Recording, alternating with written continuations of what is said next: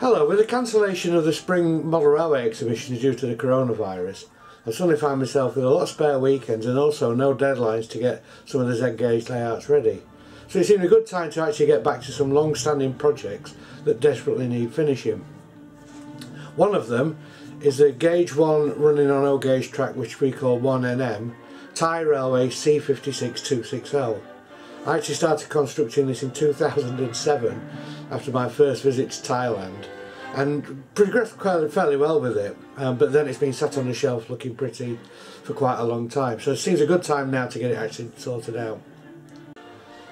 These popular little 260s were brought to Thailand by the Japanese army during the Second World War and were used to construct the Death Railway up to Burma, and surprisingly quite a few have survived. There are a couple of active ones at Bangkok's Thornbury MPD, which are used in the River Kwai celebrations, and various ones plinths around the country outside stations, including one at Hua Lamphong as a monument stroke shine. There's a derelict one at Makassar Works, a derelict one in Ekamai Museum. So there's plenty of opportunities for me to get detailed pictures of them and get up close and personal to them.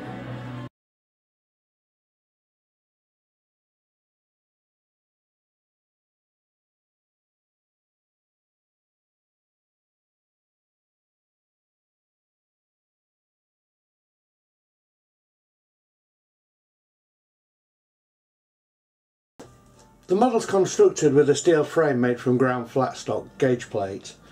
Superstructure's mainly nickel silver and a lot of the details are brass.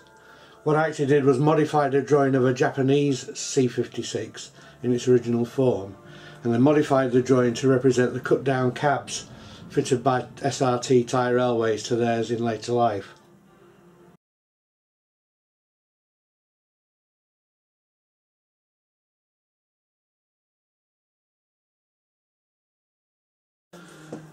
The valve gear was done on a pantograph engraver from patterns that were about 4 times bigger than the size actually needed.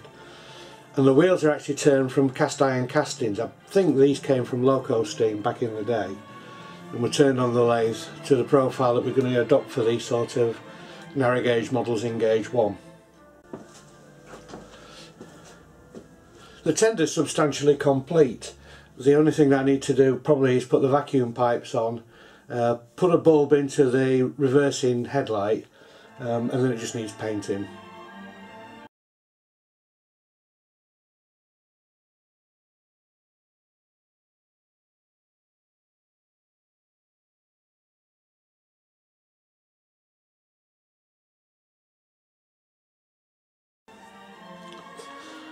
It still needs a brake gear putting on underneath the chassis.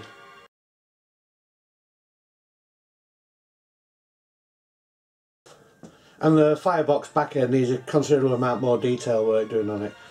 Once I've cleaned it up, with it being stood for so long, it's slightly tarnished. That's the first thing I want to concentrate, is putting the rest of the details on the backhead itself.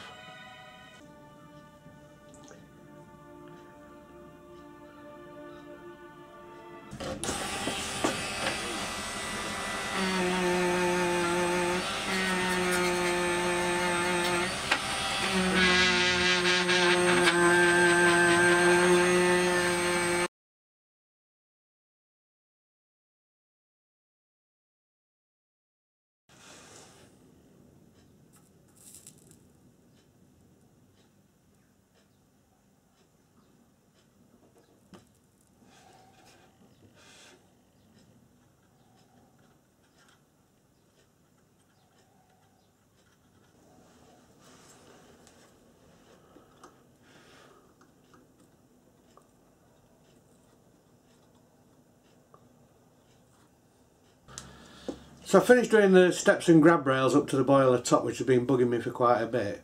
And tonight I made a start on the brake gear for the loco, which is the brake cross beams, the brake pull rods, and I'm going to be using some old 10mm cast white metal brake shoes. I've not got enough, but I'll leave the front two empty for the time being and I can pop some in later on.